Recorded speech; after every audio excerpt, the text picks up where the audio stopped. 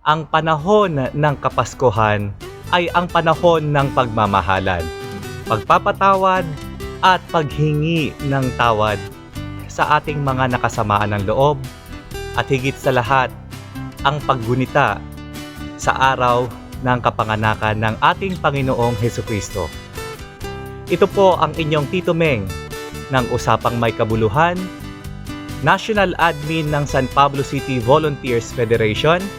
Strong Philippines Cooperation for Vigilance Federation at ng Jesus is Lord Scarborough South ng Toronto, Canada,